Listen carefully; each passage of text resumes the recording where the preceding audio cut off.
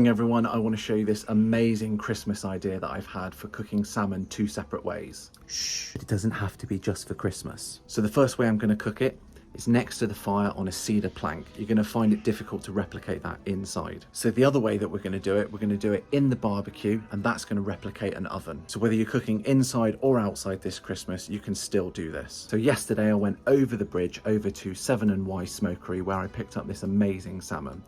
If you haven't been over there, then go over there. The breakfasts are insane. The deli, the restaurant, the cafe, everything is incredible. But the main attraction will be the fish counter, and they've got absolutely everything that you could want. So fresh, so good. Go there. Anyway, so this is all about cooking salmon today. The whole ingredients, method, everything is going to be in the description below and in the blog. So I struggle with really complicated recipes, so I'm going to try and keep this as simple as possible, but yet impactful so that your Christmas dinner table looks amazing. And I promise you, if I can do it, you can do it. Now, the reason I went over to Severn and Wye is because I know that their salmon comes from Westeros, which is up in Scotland. And they're the salmon farm that I've been visiting for the last year or so, and I fully support them. It's an artisan farm. They're doing things a little bit differently, but if you've got any questions or you want to see anything more on that, then watch my other salmon Westeros related videos. And if you're really observant, you saw the whiskey on the board, and this is fantastic. This was from when I was in Scotland visiting the Dalhousie distillery. Cheers.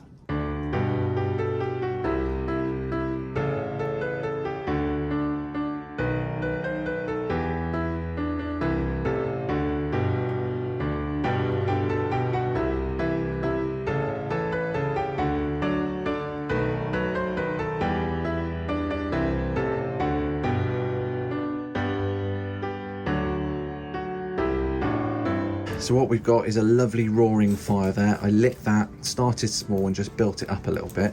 And the plan is we're going to have the plank leaning this side so that all the fire and the heat is actually going to be away, and hopefully it's just going to warm it through. In the barbecue, I'm just waiting for that to come up to 200. That's going to act like an oven, and everything is going to be going into this oven dish. I am so proud to say that this video has been sponsored by ProWare.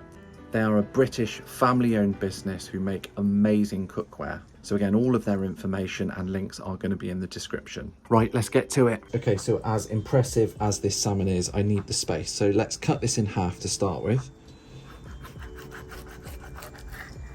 So here I've got the cedar plank, which ironically is actually from the roof above. And that for now is just going to sit on top like that. We'll come back to that later. The first thing that we're going to do is peel these sweet potatoes. Now, whilst I'm doing this, it's a reminder to say that about 70% of the views that I get come from new viewers. So if you haven't hit that subscribe button yet, please do that, because it really helps the channel grow. Take all that out. I'm going to score down here.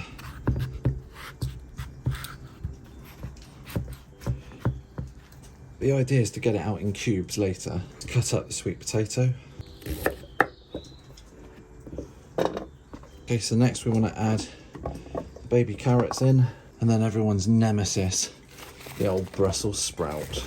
So all I've added now is some wild boar fat, some salt and some pepper, and that is ready for the oven or the barbecue. It's come up to 200 now, and that should just about fit. Now we're going to let the vegetables roast off, hopefully caramelize. So we're going to turn that in about 20 minutes or so, certainly have a little look at it all. Meanwhile, we can prep the next part. We just need half a cup of cranberry juice, then a good sprinkling of dried cranberries in there, like that. Then 2 tablespoons of maple syrup, glug, glug, glug, glug, glug, glug, glug, glug, glug. 1, 2, and then 1 tablespoon of balsamic vinegar. Now you've done well, so give yourself a little reward. It's what it's there for. So this is something that I saw on Alan Titchmarsh's show, and I really liked it. So I put a shout out on Instagram and said, if anyone sends me their food art, food pictures, I would put them up on the channel. So let's spend 15 seconds just appreciating the people that did that.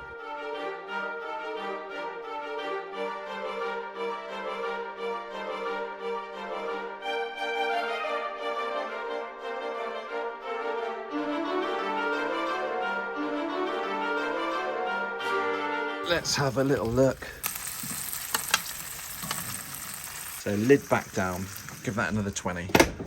we're going to need a couple of slices of lemon. Now we're going to need some nails, but before we do that, we're going to put some hot honey onto the salmon. There we go. Just dot that over. That's going to put a bit of sweetness, a tiny bit of heat. Put a pinch of pepper, and of course, just a little bit of salt. 1, 2, 3, 4. And that is ready to sit by the fire. Now, on the off chance that you haven't built an outdoor space in your back garden and have a shed load of roof tiles available, then you can actually go onto Amazon, and I'll put the link for some cedar boards in there. So the other piece is ready, and I've done just the same: salt, pepper, hot honey, but this time added some pomegranate seeds. And now we're just going to add that in on top, and we're going to let that roast away. Now, obviously, if you want to keep this vegetarian or vegan, don't add the salmon. Certainly don't add the boar fat. We're just going to wait for that to come up to temperature. So salmon needs to hit 63 centigrade for it to be cooked. And really all you need to do is check that after about 15 minutes and then stick in your thermometer and see what it says. Now, at this point, we may as well add in this beauty. So again, what I've done is I've put the thickest end at the bottom there. The fire is away from there, so you want to cook it upright like that, and that heat is just going to dissipate through there and go up. Because this is thinner and at the top where it's a little bit cooler, that's obviously why the tail end is up there. Now at this point, don't ruin your salmon. Keep an eye on everything. Don't let it burn. The honey is going to want to caramelize, crystallize and burn, so don't let that happen. If that starts to happen, move the fire further away or take it away from the heat. I should probably point out at this stage, a turkey could cost you, I don't know what, 50, 100 quid?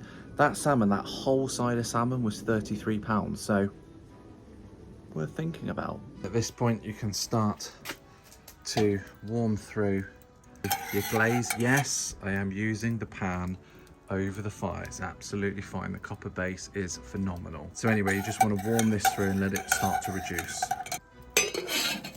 So I always forget something. You need to put a little bit of wild thyme all over the salmon that's in there. So don't forget that, just a sprinkle all the way over the top. So now it's just a case of waiting and checking those temperatures. And it gives me another opportunity to say, hit subscribe. And if you are able to, and you want to contribute to the memberships, then that would be absolutely amazing.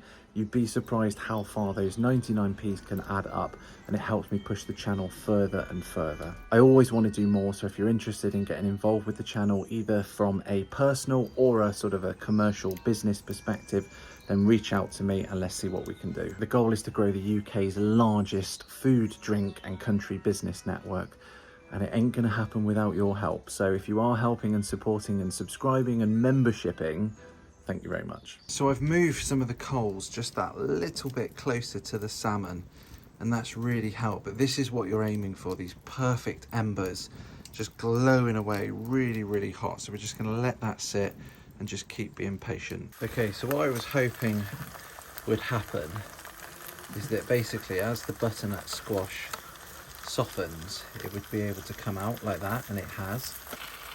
And the thermometer pretty much there we go, that is looking pretty damn good. We are not done yet. So this is important. So it's just picking up just a little too much color now.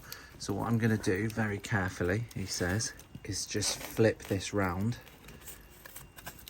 the other way like that, and it can finish like that. Peace. Oh, there we go. And down.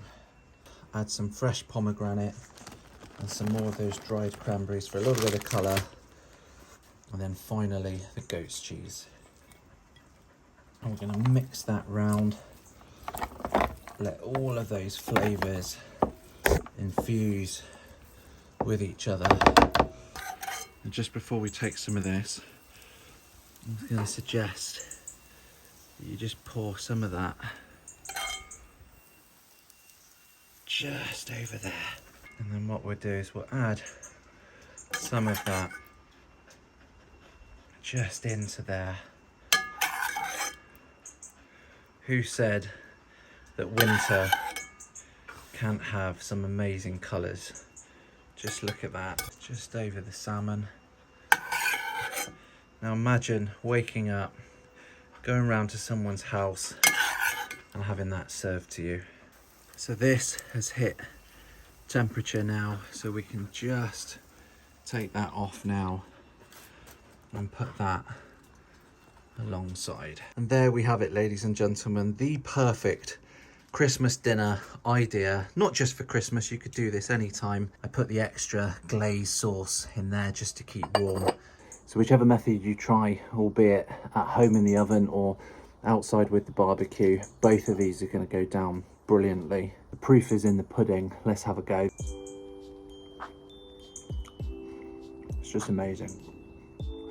Absolutely amazing. Spectacular. Try it. Try it. Tell me I'm wrong. Merry Christmas, everyone. I hope you've enjoyed the video. Make sure you hit that subscribe and like, and I'll see you soon for the next video. Oh, and if you are interested in sponsoring a video, then get in touch as well, because I'd love to have you on board.